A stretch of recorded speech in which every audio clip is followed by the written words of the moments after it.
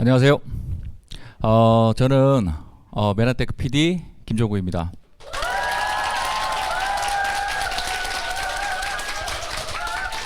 너무 반응이 뜨거워서 깜짝 놀랐습니다. 네, 현장에서 인천센터에 이렇게 오신 여러분들 너무나 감사드리고요. 그리고 유튜브로 또 강남센터에서 듣는 여러분들 너무나 감사합니다. 오늘 저는 화요 SOM 다시 가슴 뛰다라는 제목으로 클린과 그리고 사업 비전에 대해서 얘기하도록 하겠습니다.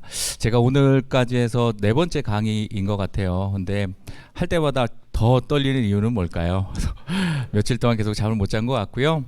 어쨌든 그런 것들이 아마 제가 더 훌륭하신 분들 앞에서 이렇게 뭔가를 얘기할 수 있다는 게 아직 많이 부족하고 또 그런 부분 때문에 떨리는 부분이 있지 않을까라는 생각이 들면서 나름 열심히 오늘 강의 해보도록 하겠습니다. 우선 저를 모르는 분들이 계실 거기 때문에 간략하게 제가 걸어온 길에 대해서 말씀을 드리면 아마 지금부터 해서 이후에 제가 말씀드리는 내용들이 아마 조금 더 진실성 있게 진솔하게 들리지 않을까라는 생각 때문에 간략히 저의 이력에 대해 소개하도록 하겠습니다. 2000년도부터 저는 사회생활을 시작을 했어요. 처음에 IT 회사에 기획자로 일을 하게 됩니다. 그 뒤에 있었던 다양한 제 경험들이 사실은 제가 기획자가 아니었으면 만들 수 없는 그런 것들이었을 거예요. 기획자라는 게 아시다시피 무에서 유를 창조하는 생각한 대로 뭔가를 만들어내는 일을 했기 때문에 그 뒤로 다양한 그 사업들을 할 수 있었던 원동력이 되지 않았을까 싶습니다. 2년 후에 IT 회사에서 만났던 4명의 사람과 함께 게임 개발 회사를 창업을 합니다. 2002년도에 사실은 이때는 IT 버블이 한참 있을 때여서 거의 비유하자면 그 미국에 그 골드러시 있을 때 그런 시절이었어요.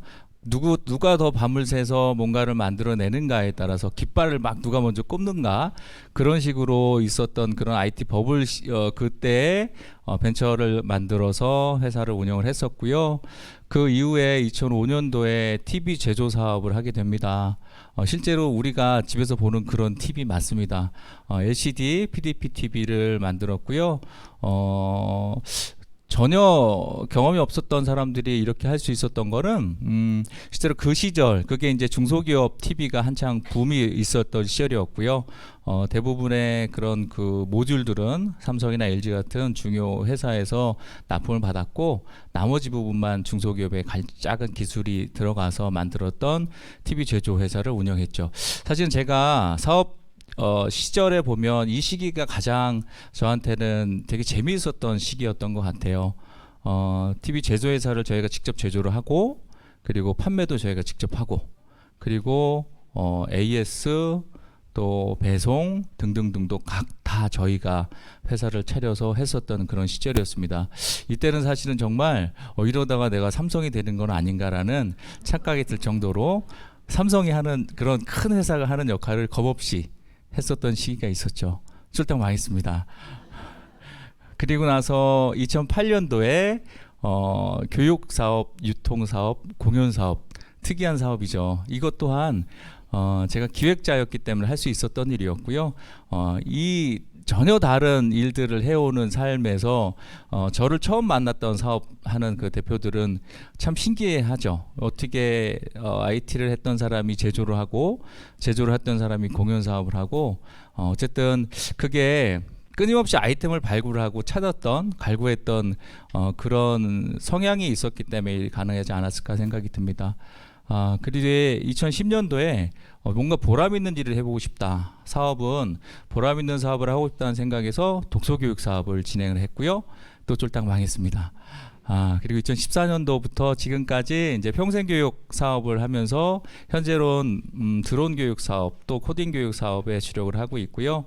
2021년도에 메나테크를 사업으로 만나게 됩니다. 메나테크를 사업으로 만나게 되면서 지나온 생활들을 이 시절들을 좀 보니까 참 별짓을 다 했구나 이런 생각이 좀 들었고요. 이후에 말씀드리겠지만 제가 있었던 경험했던 사업보다 메나테크 훨씬 더 가치가 있고 훨씬 더 큰 아이템이라는 것을 지금에 와서 깨닫게 되었습니다. 자, 메나테크를 만나게 됩니다. LAM이라는 거를 혹시 다양한 약자로 쓰겠지만 LAM이라는 것은 림프관 평활근 증다증이라는 질병의 이름입니다. 이름을 얘기하기도 외우기도 좀 어려운 그런 질병을 제가 이제 아들만 셋인데 저희 막내가 지금 초등학교 4학년이거든요. 막내를 낳고 멀쩡했던 저희 아내가 이 이름도 어려운 LAM이라는 질병에 걸리게 됩니다. 어느 순간부터 숨이 가쁘기 시작해지는 거예요. 병원을 가서 물어봤더니 이 질병은 가임기 여성들에게만 나타나는 아주 희귀한 질병인데 결론은 약은 없다. 그러면서 이 병은 자기의 면역세포가 자기의 폐를 계속 공격하는, 헛박가리를 계속 공격하는 그런 병이에요. 결국은 현재 의학에서 줄 수 있는 솔루션은 면역 억제제뿐밖에 없었습니다. 그래서 근데 제가 건강에 대한 상식이 아무리 없어도 면역력을 떨어뜨려서 지금 있는 병을 유지를 하면 다른 병이 들어왔을 때 어떻게 할 것인가에 대해서 아무도 답을 줄 수 없었어요. 그래서 현대의학을 조금 거부하고 10년 동안 계속 다른 치료를 계속 찾았습니다. 용하다는 병원은 다 찾아가 봤고요. 좋다는 약은 다 먹어봤고, 그리고 용하다는 무당까지 다 찾아가 봤죠. 예. 결론은 메나테크를 만나기 직전 상황에선 병원에서는 더 이상 거부를 하면 안 된다. 이제는 그때에서는 정말 아내가 산소통을 메고 다녀야 될 정도로 폐가 많이 망가져 있다라는 얘기를 듣고 약을 먹게 됩니다. 그러니까 면역 억제제를 먹게 되었죠. 그러면서 자연스럽게 그냥 현재 의학에 순응하면서 살다가 우연히 저희 지인이었던 조철 사장님이라는 분이 현재에서 활동을 많이 안 하고 계시지만 저희 스폰서 사장님이신데요. 조철 사장님이 저의 한 오랜 지인이시거든요. 이분이 본인이 몸에 엄청난 스트레스에 의해서 피부병이 있었는데 메나테크 약을 먹고 메나테크 제품을 먹고 나아졌다라고 저한테 얘기를 하는 거예요. 다양한 것들을 해봤기 때문에 사실은 한 귀로 듣고 한 귀로 흘릴 수밖에 없었죠. 그런데 그분이 진실되게 저에게 얘기를 했었고 그럼 먹어보겠다라고 해서 먹게 됐습니다. 아내부터 먼저 먹이지 않고 제가 먼저 먹었죠. 그러면서 자연스럽게 오늘 주제인 당 영양소 그리고 클린에 대해서 알게 되었습니다. 원래는 기본적으로 알고 있어야 되는 상식이었는데 그냥 무심코 지나갔던 얘기죠. 우리 몸을 이루는 요소, 사람의 몸은 오장육부로 나눠져 있고요. 오장육부는 조직으로 구성되어 있죠. 그리고 조직을 또 작은 단위로 나눠보면 세포로 나누어져 있습니다. 결국은 신체의 가장 작은 단위는 세포라는 거죠. 우리가 음식을 섭취한다는 것은 결국은 입을 통해서 간을 통해서 심장을 통해서 결국 우리 세포에 영양소와 그리고 산소를 공급하기 위해서 음식을 섭취한다는 거죠. 세포들 우리 몸은 60조 개에서 100조 개의 세포로 이루어져 있다라고 하잖아요. 세포들 각각마다 각자의 역할들이 있고 세포의 각자의 역할들에 해당할 수 있는 그런 영양과 상소가 공급이 되어서 그 역할을 고스란히 할 수 있다면 몸은 아플 이유가 없다라는 그런 얘기를 듣게 됩니다. 실제로 저희 아내가 왜 갑자기 멀쩡했던 사람이 이렇게 뭔가 문제가 생겼을까? 그랬을 때 결국 세포까지 알아볼 수 있었던 그런 해안은 없었던 거죠. 그래서 밑에 있는 그런 그림들은 TV 건강 프로에 나와 있는 그 엄제제왕이라는 프로에 나와 있는 그런 그림이에요. 우리 몸의 세포 하나를 떼서 세포를 면밀히 검사를 해봤더니 세포에 10만 개, 꼭 촘촘하게 있는 10만 개 정도의 더듬이가 있다라고 하죠. 당사슬이라고 하는데요. 편하게 더듬이라고 얘기하겠습니다. 10만 개의 더듬이가 있는 그런 세포를 갖고 있는 사람들은 쉽게 살도 찌지 않고 피곤하지도 않고 그리고 매사에 긍정적으로 마음도 좋다는 얘기죠. 그런데 3, 4만 개로 더듬이가 줄어들면 그때부터 똑같이 먹어도 살도 찌게 되고 피곤하게 되고 아프게 된다는 거죠. 그리고 10,000개 이하로 이 더듬이가 떨어지게 되면 그때부터 질병에 노출이 된다라고 합니다. 아마도 저의 아내의 상태는 이 10,000개로 떨어져 있는 그 세포의 상태가 아니었을까? 그래서 그게 우연히도 폐에서 발병이 되어서 폐가 문제가 되었지 않았을까? 라는 생각을 이 그림을 통해서 알 수 있게 되었죠. 그래서 과학자들이 그 세포를 그 현미경으로 크게 확대해서 봤더니 나와 있는 그림처럼 빼곡히 세포에는 더듬이가 나와 있었습니다. 그리고 이 더듬이를 떼서 확인했더니 총 8개의 당 영양소로 이루어져 있다는 걸 알게 되었어요. 세포의 더듬이가 뭐길래 사람의 기분까지 그리고 건강까지 좌지우지하게 됐을까라는 것을 분석을 해봤더니 세포의 더듬이가 하는 역할이 크게 3가지가 있다라고 합니다. 첫 번째는 더듬이가 혈액에 흐르고 있는 그 건강 영양 상태, 그러니까 영양분을 감지를 해서 이 영양분이 내 몸에 필요한 거다라고 생각되면 그때 세포의 안으로 흡수하는 역할을 하는 흡수 역할을 하고 있는 거고요. 그리고는 두 번째는 이런 게 있죠. 똑같이 어떤 사람들은 유기농만 먹는데도 아픈 사람들이 있고 또 인스턴트 같이 몸에 안 좋은 그런 음식들을 먹는데 건강한 사람도 있다라는 거죠. 그게 결국 독소의 문제가 아니라 세포에 더듬이가 있냐 없냐의 차이인데 세포에 더듬이가 있다라면 내 몸에 있는 독소를 밖으로 배출하는 배출의 역할도 세포의 더듬이가 맡고 있다라고 합니다. 또 하나는 박테리아나 그 바이러스 이런 암세포들을 세포의 더듬이가 인지해서 서로 대화를 통해서 면역하는 그런 면역작용도 이 세포의 더듬이가 맡고 있다라고 해요. 결국은 내 몸에 필요한 영양소를 흡수를 하고 그리고 독소를 배출하고 면역 적용을 한다면 결국 내 몸은 아플 일이 없겠죠. 그래서 결국은 저희 아내가 아팠던 거는 세포의 더듬이가 줄어들었던 거고 그러면 점점점 지금 메나테크 제품을 섭취하면서 나아지고 있는 것들은 이렇게 세포의 더듬이가 나아지고 있구나 라는 생각을 알게 되었죠. 사실은 이 당 영양소라는 거는 원래 그 사람이 꼭 섭취해야 될 필수 영양소라고 합니다. 그런데 환경이 오염되고 안 좋게 됨으로 해서 음식물에서는 점점 섭취하기가 어려워졌던 거죠. 그래서 메나테크에서는 6천여 가지의 식물을 조사해서 알로에에서 나무 송진에서 그리고 버섯에서 등등등에서 6천여 가지의 천연의 자연에 있는 식물들을 조사해서 그 당 영양소 8가지 당 영양소를 제품으로 만들게 되었죠. 그게 우리가 잘 알고 있는 엠브로토스라는 제품입니다.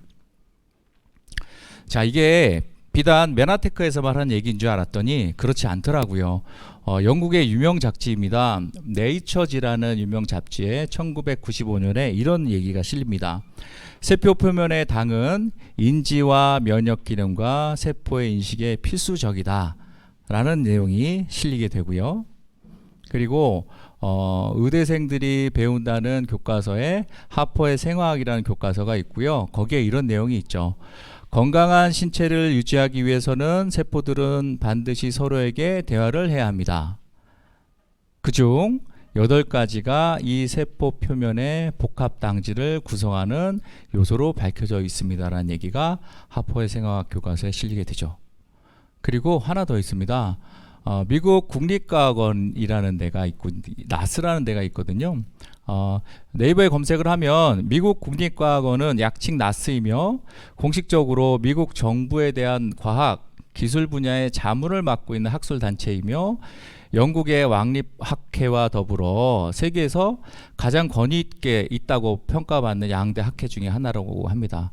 이 나스라는 곳에서 이런 얘기를 하죠. 21세기 인류 건강의 양대 산맥은 글리코와 줄기세포 분야이다. 글리코믹스 분야는 미국 메나테크라는 회사의 엠브로토스라는 제품이 기초이며 엠브로토스를 빼고서는 글리코바이올로지를 언급하기 어렵다는 공식 입장을 발표합니다. 이 얘기가 뭔가요? 결국은 메나테크에서 주장하고 있는 우리가 알고 있는 당 영양소가 결국 세포의 영양소이고 이 세포의 영양이 8가지 당사슬로 이루어져 있는 게 우리의 건강에 정말로 중요하다는 메나테크의 주장을 이 나스라는 이 비영리 단체에서 그냥 인식을 그대로 인정을 해주는 거죠. 이 여기까지 오면은 그런 얘기는 뭐냐면 이 얘기는 정말 팩트라는 얘기죠. 그렇게 인식을 하면 되고요.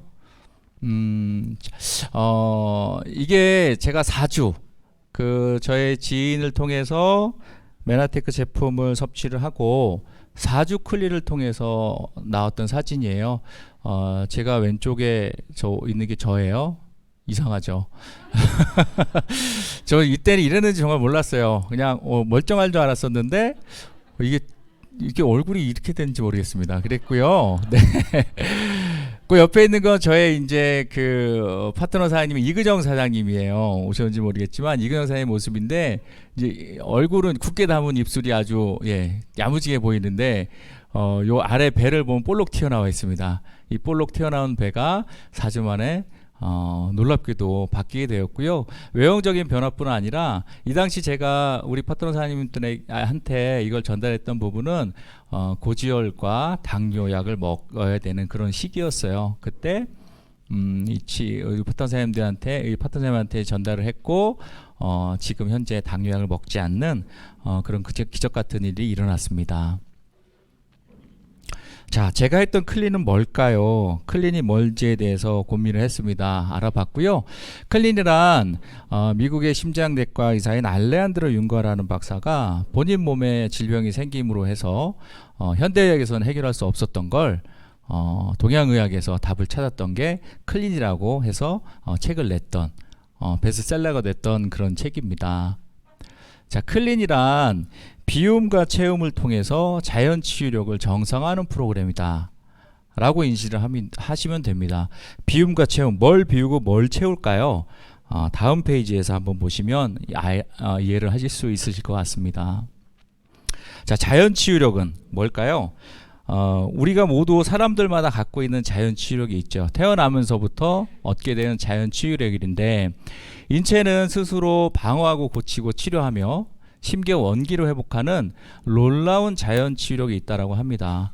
두 개의 나무를 볼게요. 일단은 왼쪽에 있는 나무, 오른쪽에 있는 나무를 보면 한쪽의 나무는 시들어 있죠. 그리고 또 한쪽의 나무는 아주 생기 발랄합니다.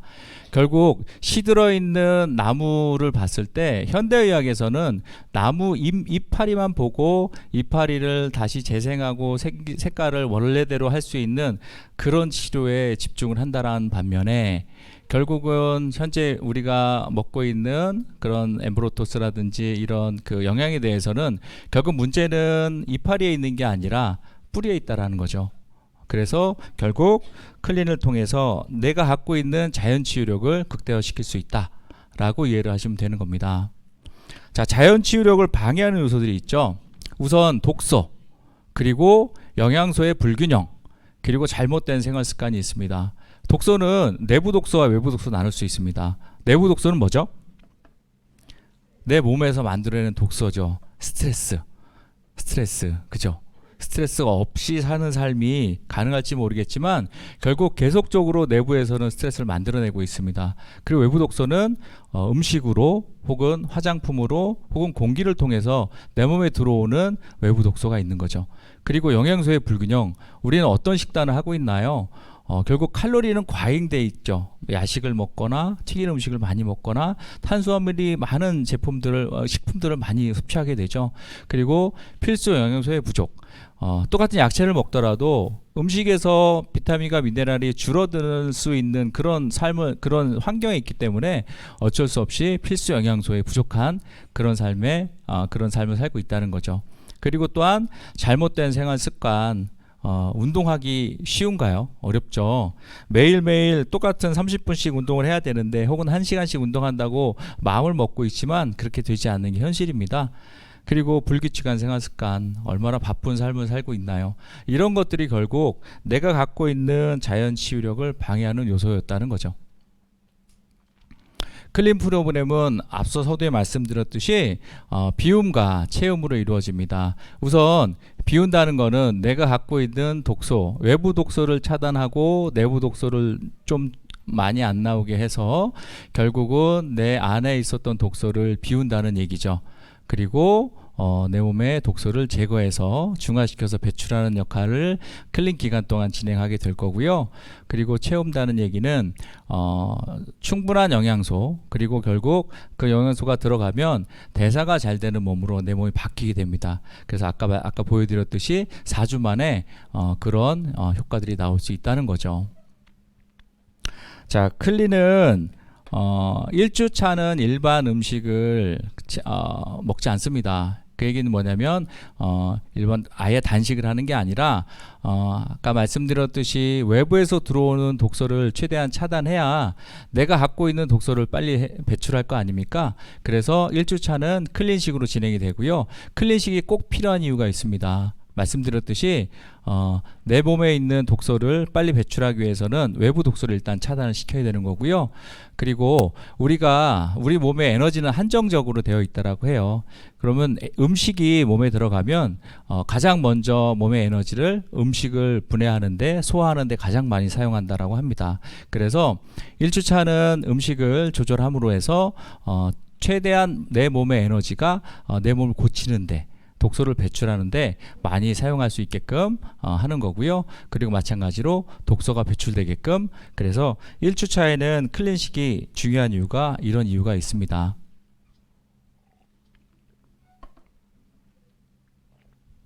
자, 효과적인 클린을 위해서 어떻게 해야 될까요? 일반적인 영양소, 비타민, 미네랄, 오메가3 등등등의 여러 가지 영양소도 중요하지만 그 영양소가 글리코 영양소, 아까 말씀드렸던 당 영양소가 기반으로 이루어져 있지 않으면 무용지물이다 라는 표현을 하기가 좋을 것 같고요. 결국 메나테크에서는 이렇게 충분한 영양소, 당 영양소로 이루어져 있는 파이토 클렌지 패키지라는 것을 통해서 효과적인 클린을 할 수 있게끔 그렇게 구성이 되어 있습니다. 자, 사람의 몸에는 100명의 의사가 산다라는 TV에 자주 등장하는 서재걸 박사님이라는 분이 계세요. 그분이 쓴 책에서도 사람의 몸을 이렇게 하나의 사파로 표현을 했는데요. 기둥에 해당하는 비타민과 미네랄, 식물성 영양소, 황산화제, 그리고 운동 등등등에 해당하는 게 기둥으로 표현을 했고요. 기둥을 받치고 있는 기반에 해당하는 게 당 영양소라고도 표현이 되어 있습니다. 이 얘기는 뭐냐면요, 일반적으로 우리가 다양한 여지까지 건강기능식품이나 다른 것들을 섭취해 왔었잖아요.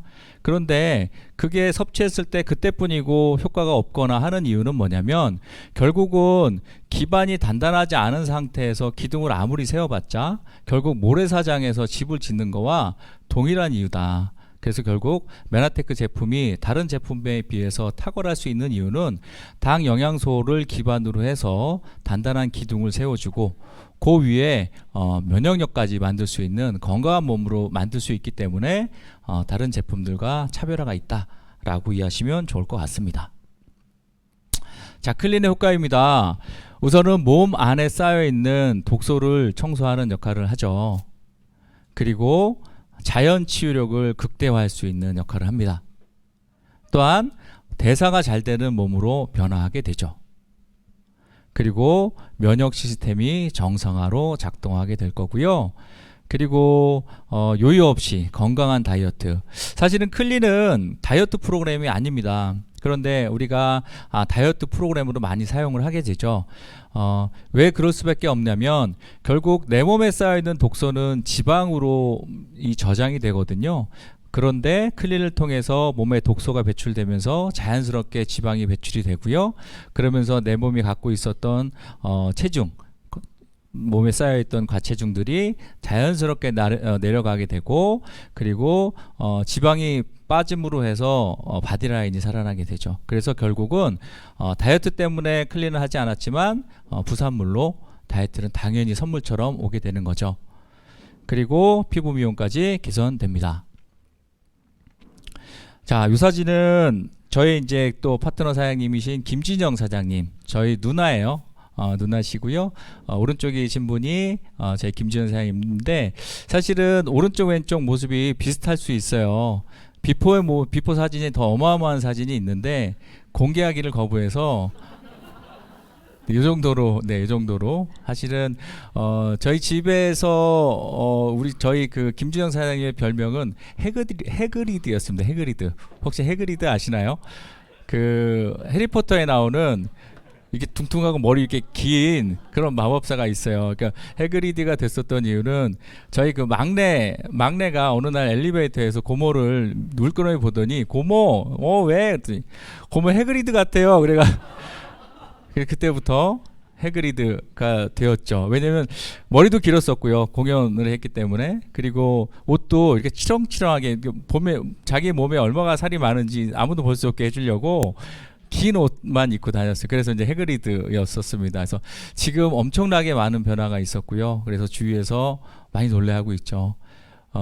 오른쪽에 있는 화면 영상에 보면 왼쪽을 좋을지 모르겠지만 머리 짧은 그분이 저희 이제 안선이사 저희 아내입니다. 얼마 전에 머리를 자르고 마틸다 머리라고 저에게 자랑하면서 보냈던 사진이에요. 실제로 예전에 아내가 한창 이 시름에 빠져 있을 때, 그러니까 병원에서 약이 없다라는 얘기를 듣고 그리고 또 10년 전이니까 지금 아이들은 큰애가 고3, 둘째가 중3, 막내가 초4인데 10년 전이면 다 어렸었잖아요. 초등학생 그리고 초등학교 다니지 않는 그런 고물고물한 이제 어린 아들들이 있었을 텐데 그때 사실은 그때는 되게 많이 우울했습니다. 우울했고요. 그리고 이제 가끔 이제 자는 모습을 보면은 가끔 제가 깨어나서 이렇게 숨소리를 들었을 때가 많이 있었어요. 왜냐면 호흡이 계속 뭐랄까요, 불규칙적으로 움직였을 때가 있고요. 그런 모습들을 봤을 때 지금에 있는 모습은 정말로 파트너 사장님들을 후원하러 다니고 그리고 또 이렇게 행복한 모습을 보면 정말 메나테크를 만나서 정말 행복하다, 그런 생각이 좀 많이 들었습니다. 자, 다음은 사업 비전에 대해서 얘기를 좀 해볼 시간입니다. 지금까지 제가 얘기 드렸던 이런 내용들 어떻게 보이시나요?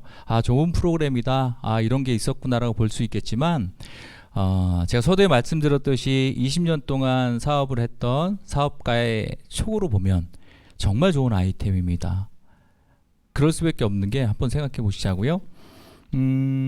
몸에 꼭 필요한 필수 영양소라고 말씀드렸죠. 비타민 미네랄처럼 없으면 안 되는 필수 영양소입니다. 필수 영양소인데 이 필수 영양소를 공급하는 회사가 한 군데밖에 없는 거예요. 전 세계에 한 군데. 제가 알기로는 지금 특허가 풀려서 지금 선점 상태라고 알고 있는데요. 선점 상태는 더없이 좋은 기회입니다. 왜냐면 20년 동안 갖고 있었던 특허가 풀려서 결국 이제 어디에서도 만들 수 있는 그런 환경이 됐다라고 가정해 볼게요. 이 시장은 점점 커질 거고요. 그러면 이렇게 되겠죠. 일반인들이 당영양소 정말 좋은 거야 라고 우리가 먹는 비타민, 미네랄, 오메가3처럼 꼭 먹어야 되는 걸 알게 됐다라고 표현해서 그 시장이 왔다고 볼게요. 그러면 20년 동안 이 시장을 선점했던 그리고 어마어마한 임상 데이터를 갖고 있었던 메나테크가 갖고 있는 이 아이템은 엄청난 사업 기회인 거죠. 그래서 지금은 건강에 필요한 클린 영양소, 글리코겐 다 좋지만 결국 이제는 어떻게 봐야 되냐? 우리는 사업 비전으로 바라봐야 된다고 생각을 합니다. 자,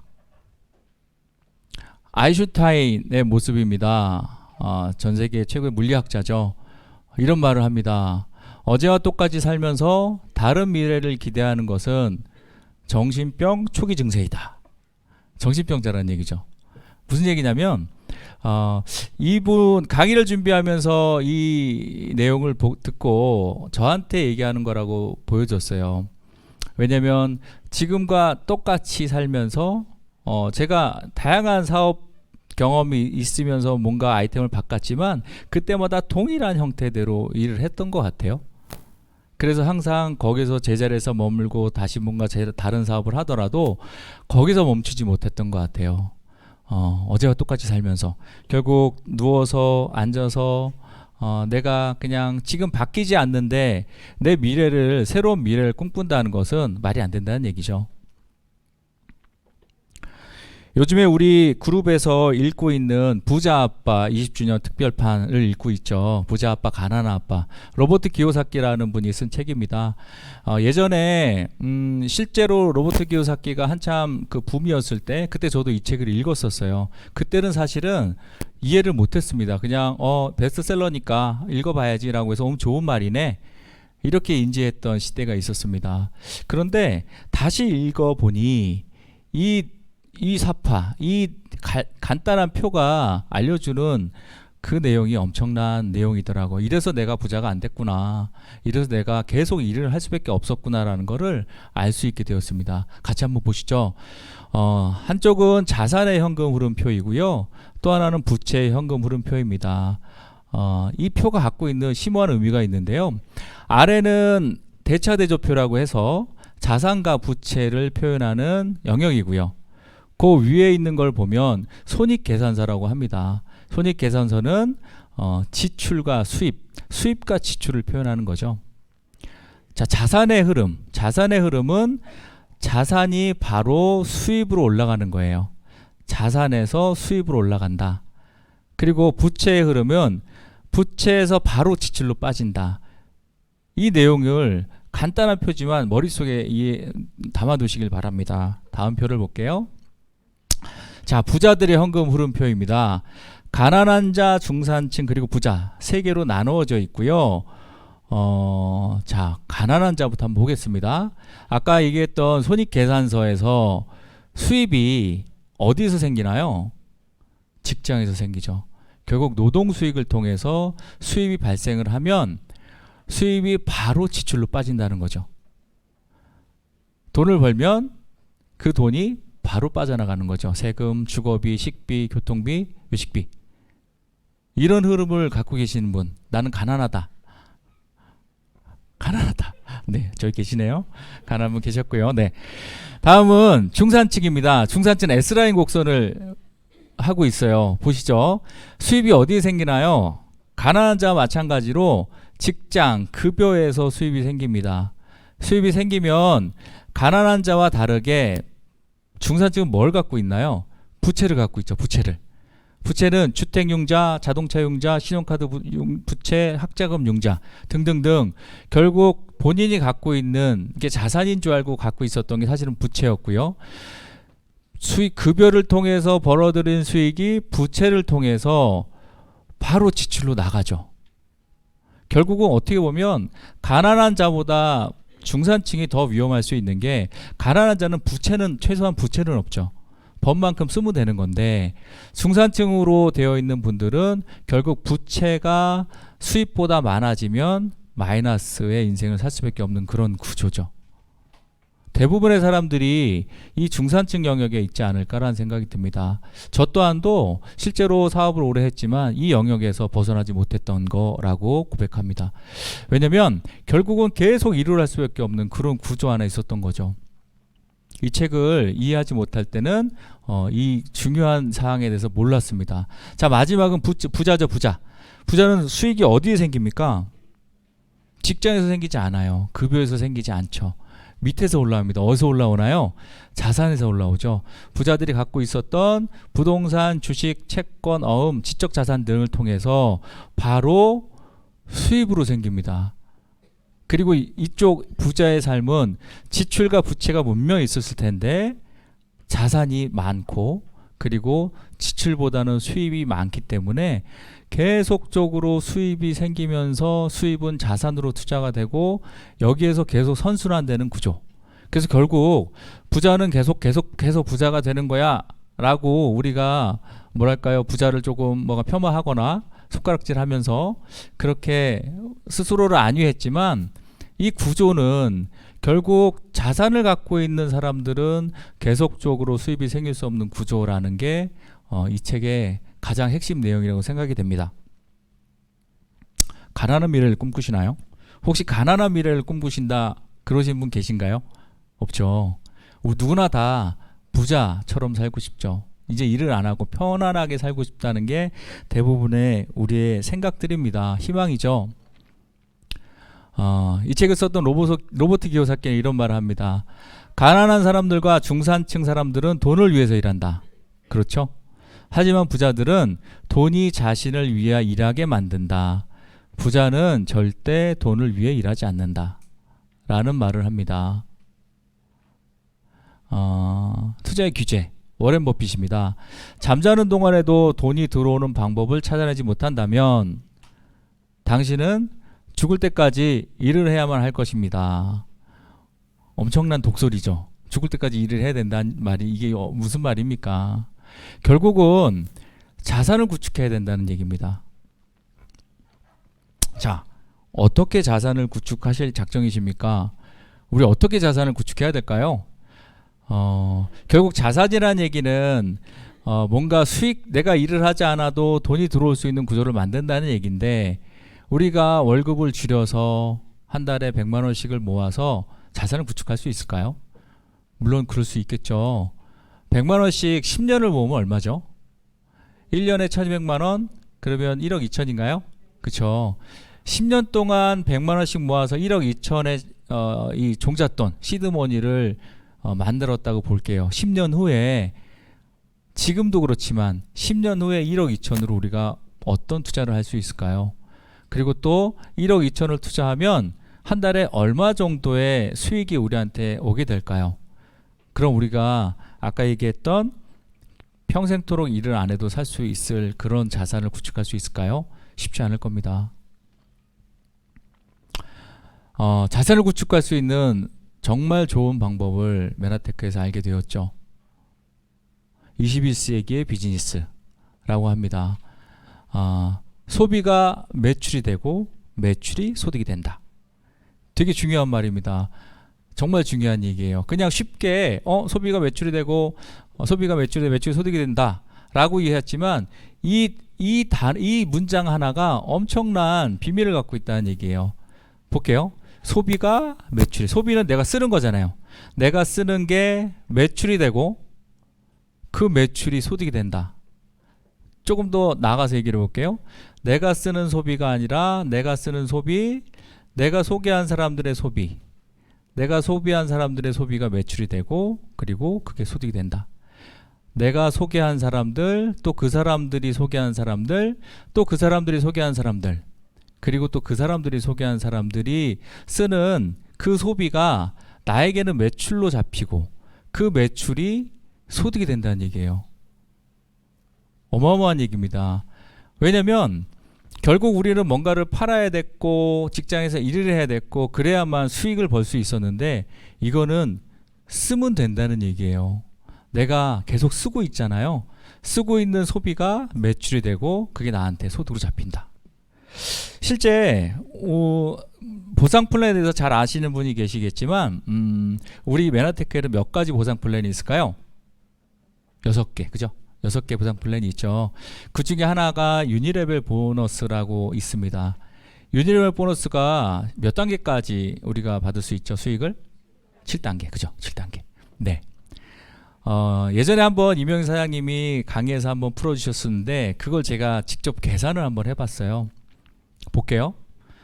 제가 일반적으로 한 25만 원 정도를 사용한다고 해볼게요. 저의 소비. 그리고 제가 4명 가족, 지인, 친구, 동료 편하게 1, 2, 3, 4번이라 할게요. 1, 2, 3, 4번한테 제가 먹었던 제품, 엠브로터스, 샴푸, 커피 등등등 먹어보니까 좋았잖아요. 먹어보니까 달라졌잖아요. 25만 원을 내가 기존에 썼던 거를 브랜드를 체인지를 했고 내가 나의 지인들 1, 2, 3, 4번한테 너도 한번 25만 원 바꿔봐 라고 했을 때 이들이 바꿀 수 있는 게 어려운 일일까요? 불가능할까요? 25만 원입니다.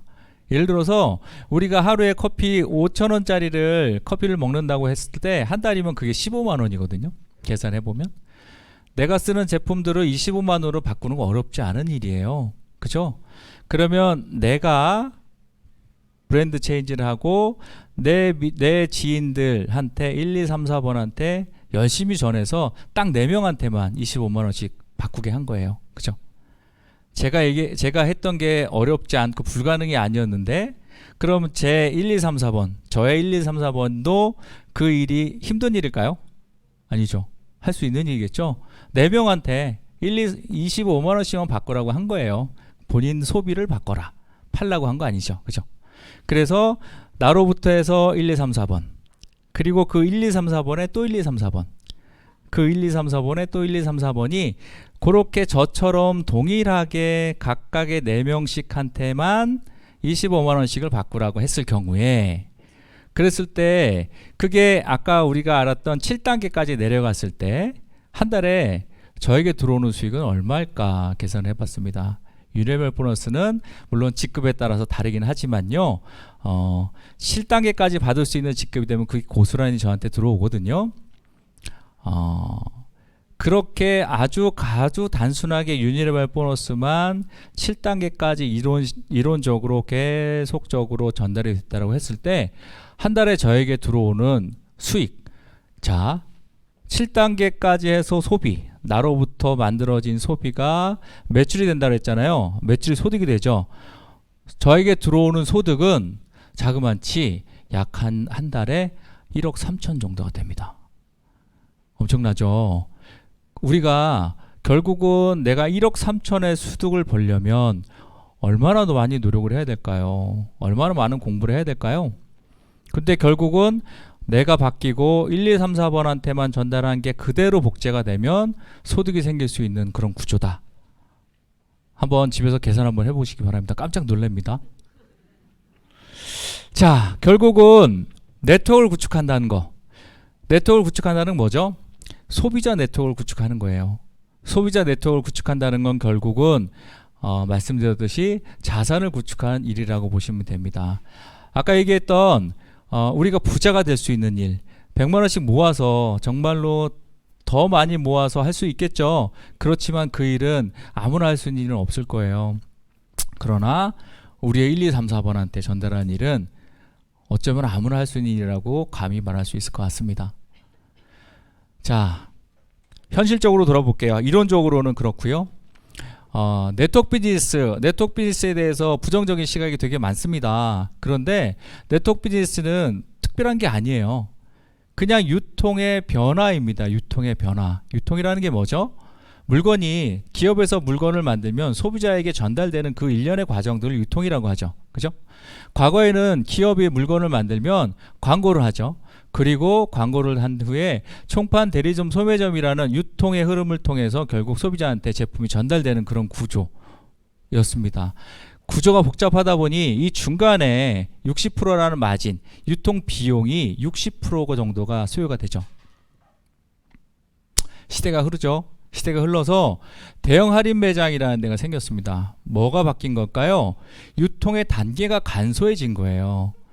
총판, 대리점, 소매점을 거치지 않고 대형 할인 매장의 큰 매장을 만들어 놓고 그 안에 제품들을 진열해서 소비자가 직접 와서 구매하게끔 만든 유통의 단계가 발전이 된 겁니다.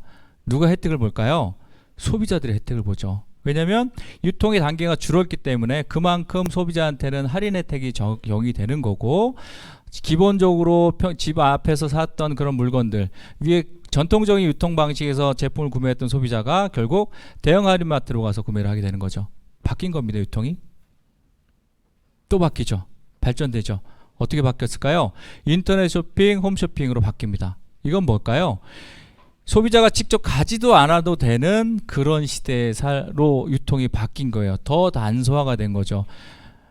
전국에 매장들이 다양한 대형 할인 매장이 있었어야 되는데 그렇지 않아요. 지금은 쿠팡이나 혹은 뭐 마켓컬리나 등등등은 창고만 만들어 놓고 결국 소비자가 인터넷에서 구매하거나 스마트폰에서 구매를 하면 제품을 고객한테 배송해 주는 역할을 하는 거죠. 누가 좋은가요? 소비자도 좋죠. 소비자가 좋아진 겁니다. 할인 혜택이 있기 때문에 저렴하게 살 수 있기 때문에 기존의 유통 채널에서는 사지 않고 이제는 인터넷 쇼핑, 홈쇼핑에서 더 많은 소비가 이루어지게 된 거예요. 유통이 변화한 거죠. 더 발전된 형태의 유통이 네트워크 마케팅입니다. 네트워크 마케팅이 뭐냐면 신개념 유통 방식이라고 고등학교 교과서에서 배우고 있습니다. 어떤 식이죠? 결국은 네트워크 마케팅은 더 유통의 구조가 간소해진 거예요. 쿠팡이나 이런 그 인터넷 쇼핑몰에서 구매하는 게 아니라 직접 제조사한테 구매하는 소비자 직거래 방식이라고 표현하면 됩니다. 결국 네트워크 방식, 네트워크 마케팅을 갖고 있는 회사는 광고를 하지 않아요. 하지 않은 대신 뭘 할까요? 제품의 연구 개발 및 재투자를 하죠. 그럴 수밖에 없는 이유가 회사가 너무나 윤리적이고 도덕적이어서 그런 게 아니에요. 왜냐면 네트워크 방식을 선택했다는 얘기는 결국 광고를 안 하겠다는 얘기고, 그 광고를 안 하는데 제품이 좋지 않으면 이 제품이 전달이 될까요? 안 되죠. 결국은 그래서 네트워크 제품이 좋다라는 얘기가 나오는 이유가 이런 이유에서 기인한 거라고 보시면 됩니다. 결국은 네트워크 마케팅은 유통의 가장 최정점에 있는 가장 신세대 유통 방식이다 라고 표현을 하면 되고요. 결국 이 세 가지 유통 구조에서 보면 각각의 유통의 주체들이 있어요. 제일 위에는 총반 대리점 소매점이 된 거고요. 두 번째는 대형 할인 매장이 유통의 주체가 된 거죠. 그리고 마지막에는 인터넷 쇼핑, 그리고 네트워크 마케팅의 유통의 주체가 저 같은 소비자가 되는 겁니다. 그래서 이렇게 되면 되죠. 이렇게 보시면 됩니다. 일반적으로 우리가 월 25만 원씩을 생필품 등 다양한 제품들을 먹고 바르고 쓰는 그런 다양한 생필품들을 대형 할인 매장에서 25만 원을 구매하면 연에 한 300만 원 정도 소비를 하는 게 되는 거고요. 그러면 이 할인 매장마다 차이는 있겠지만 0.1% 정도의 포인트를 우리에게 캐시백을 해주죠. 3,000원 정도를 받습니다. 왜 주는 걸까요? 계속 오라고 주는 건데 사실은 우리가 더 달라고 할 수도 없고 주는 대로 받아야겠죠. 그런 이유는 뭘까요? 유통의 주체가 대형 할인 매장이기 때문에 결국은 우리가 이들에게 그냥 주는 대로 받을 수 없는 그런 구조죠. 그런데 네트워크 마케팅은 다릅니다. 아까 말씀드렸듯이 유통의 주체가 누구라고요? 소비자, 회원이죠. 회원이 예를 들어서 월 제품 25만 원을 구매하게 되면 연에 300만 원 똑같이 쓰게 되는데 보너스 제품만으로 해서 약 한 연에 36만 원 정도 3개월마다 메나테크는 3개월마다 제품으로 서비스 제품을 받잖아요. 3개월마다 받는데 그게 연 36만 원 정도가 되죠. 결국은 이렇게 될 수 있는 이유는 회원이 소비자가 유통의 주체가 되기 때문에 이런 혜택을 받을 수밖에 없다. 브랜드 체인지만 했을 때 약 한 100배 이상의 혜택을 볼 수 있다 라고 볼 수 있는 겁니다. 실제로 지금 네트워크 마케팅을 우리가 지금 알아보고 있지만 제 관점에선 점점점 네트워크 마케팅이 훨씬 더 많아질 거라고 생각이 됩니다. 이유는 뭘까요? 소비자들의 위상이 점점 좀 높아지기 시작했어요. 앞으로도 그랬지만 점점 더 커질 겁니다. 그 이유는 뭐냐면 소비자 각각 남녀노소 누구나 다 갖고 있는 게 뭐죠? 스마트폰. 누구나 다 슈퍼컴퓨터 하나씩을 손에 들고 있습니다. 결국은 소비자들이 내가 감동받은 제품들 혹은 불만이 있었던 제품들을 SNS나 혹은 인터넷에 올리는 순간 결국은 유통의 주체는 기존에 과거에는 우리가 제품을 만드는 회사가 유통의 제일 최고였습니다. 왜냐면 그때는 만드는 회사가 많지 않았기 때문에. 그리고 그 다음은 이런 유통에 있어서의 흐름은 유통 채널, 두 번째 유통 채널이 모든 힘의 중심이었어요. 그런데 이제는 소비자가 유통의 채널 중심으로 바뀌기 시작합니다. 그거는 스마트폰 때문에 점점 더 많은 그런 제품들이 결국 소비자의 입소문에 의해서 판매가 되는 그런 시대에 올 거다라고 이해하시면 됩니다. 자, 매출 규모는 다음과 같습니다. 저 같은 사업자가 실제로 이렇게 구전으로 해서 유통을 하는데 유통의 주체들이 만들어내는 유통의 시장의 규모가 얼마나 클까? 이게 2017년도 자료입니다. 공정거래위원회의 자료인데요. 5년 전 자료죠. 아마도 훨씬 더 비율을 해주면 2013년도가 3조 정도였거든요. 그래서 5년 후 2017년도는 5조 300억 정도가 됐었고요. 아마 지금 훨씬 더 커졌을 겁니다. 실제로 이런 저 같은 사업자들이 구전으로 통해서 만드는 이런 그 시장 매출 규모가 5조가 넘는 시장을 지금 육박해 있는 상태라고 보시면 되고요. 그리고 이들이 가져가는 수당 국내법상 35%에 해당하는 그런 비용을 저 같은 사업자가 받아갈 수 있는데요. 그들이 받아가는 후원 수당의 총액은 연간 1조 한 7천억 정도를 날아가게 되는 거죠.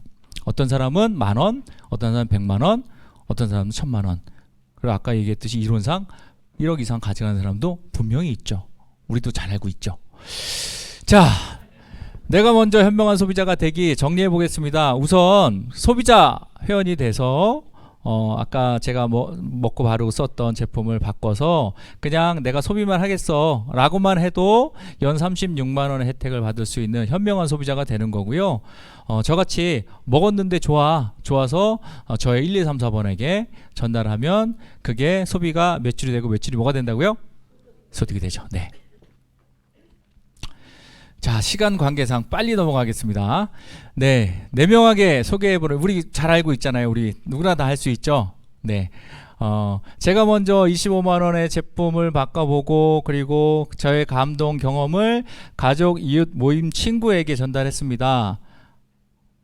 그러면 총 125만원의 소비가 일어나고요. 그 소비가 매출로 인정이 되어서 저에게 소득 2만원이 들어옵니다. 작은 금액이죠. 예, 작은 금액일 수 있지만 저들이 계속 소비를 하는 한 저에게 계속 2만원의 수익이 들어온다는 거. 그래서 아주 작은 자산이 벌써 구축이 되었다. 자산 구축의 시작이라고 보시면 됩니다. 자, 그리고 함께 행복한 부자 되기. 내가 이 제품, 회사, 보상에 대해서 어떻게 알았을까요? 처음엔 몰랐죠. 먹기만 했죠. 그런데 놀라운 경험을 통해서 메나테크 비즈니스 아카데미라는 가장 기본적인 교육과정을 이수를 했어요. 교재비는 3만원이고 교육비는 무료입니다. 한 달에 4번 3시간씩 교육을 듣고요. 그리고 3권의 책을 읽고 그리고 짧게는 30분 길게는 1시간 정도 되는 그런 20개의 동영상을 본 것 뿐이에요. 그것만 했을 때 내가 자산에 대해서 구축할 수 있는 이론을 얻었다? 엄청난 거죠. 결국 내가 MBA 과정을 거치고 나서 조금 더 확신이 생겼고 잘 설명할 수 있는 능력을 갖췄기 때문에 저의 지인에게 소개를 했고요. 그리고 또 다른 지인들, 그러니까 4명의 지인 중에 2명은 사업을 했고 나머지는 안 했다고 가정하는 겁니다. 그래서 1번 사업자를 통해서 1번을 통해서 만들어진 약 250만원의 매출이 발생을 했고 저를 포함해서 나머지 부분에서 약 150만원의 매출이 발생을 했을 때 총 400만원의 소비가 일어났죠. 소비가 매출이 됐죠. 매출이 소득으로 했습니다. 저에게는 30만원 플러스 마이너스 30만원에 해당하는 수익이 들어올 수 있는 그런 직급이 된 거고요. 그리고 또 좀 더 나아가서 1번 그룹에서 약 900만원의 매출 그리고 저를 포함한 나머지 그룹에서 약 600만원의 매출이 되었을 때 약 한 1500만원의 소비가 내어서 저는 플러스 마이너스 100만원의 수당을 얻게 되는 거죠. 플러스 마이너스 100만원이라는 얘기는 월세수 한 얼마일까요? 한 2억 3억 정도 되는 상가를 갖고 있으면 월 한 100만원 정도가 수익이 나오는 걸로 알고 있습니다. 자, 우리가 자영업 그리고 SO 시스템에 대해서 많이 얘기를 하죠. 아까 얘기했던 월 100만원 정도가 들어오는 그 SED라는 직업을 우리는 SO라고 하는데요. 자영업과 비교했을 때 가장 큰 차이점은 일단은 투자 비용이 없다라는 거, 그리고 투자 비용이 없고 시간 투자에 대해서도 내가 원할 때 할 수 있다는 거, 그리고 실제로 리스크, 뭔가 창업이 안 됐을 때, 사업이 안 됐을 때 리스크가 없다라는 거죠. 자, 이런 것처럼 제가 SED가 된 것처럼 저의 2명의 사업자에게, 2명의 파트너에게 SED가 되는 노하우를 전수해주고 도와주고 이끌어주고 끌어주고, 그래서 그들이 SED가 될 수 있게 만들어주면 저는 GED라는 직급이 되고요. 월 200만 원을 받을 수 있습니다. 마찬가지로 그들이 GED가 될 수 있게끔 도와주면 저는 400만 원을 받는 PD라는 직급이 되는 거죠. 그리고 마찬가지로 그들이 또 PD가 될 수 있게끔 도와주고 이끌어주고 밀어주고 끌어주고 우리 잘하는 거 있잖아요. 그거 해주시면 결국은 저 브론즈 PD, 실버 PD까지 갈 수 있는, 실제로 저는 제 사업에 있어서 가장 가치를 크게 봤다는 건 이렇게 누군가를 도와줬을 때 내가 성공할 수 있는 일이 세상에 있을까? 제가 아는 세상에서는 없었습니다. 그래서 이 부분이 정말 더 가치 있게 살 수 있고 가치 있는 비전을 꿈꿀 수 있다라는 부분이 이 부분에 있었습니다. 자, why 메나테크? 왜 메나테크일까요? 사업 초기 비용이 없습니다. 그리고 누구나 쉽게 초기 소득을 만들 수 있는 보상 플랜이 있죠. 그리고 말씀드렸죠. 생명과 직결된 글리코 영양소, 그리고 탁월한 효과, 당연히 재구매율로 이어집니다. 그리고 넘버원이 아닌 올리원, 나스닥 상장 기업. 자, 우리 GL그룹, 왜 GL그룹이냐? 제가 이렇게 일반 평범했던 사람이 이렇게 설명할 수 있는 이유는 뭐냐면 GL그룹이 갖고 있는 막강한 교육 시스템 때문입니다. 평범한 사람이더라도 그가 만약에 리더가 되고 싶다라고 하면 이 사이클에서 내리지 않으면 됩니다. 자, 사이클은 어떻게 흐를까요? 우선 MBA 비즈니스 아카데미라는 제가 아까 말씀드렸던 그 기초 과정을 겪고 나서 그 다음에 MBS 비즈니스 스타트 트레이닝이라는 게 있고요.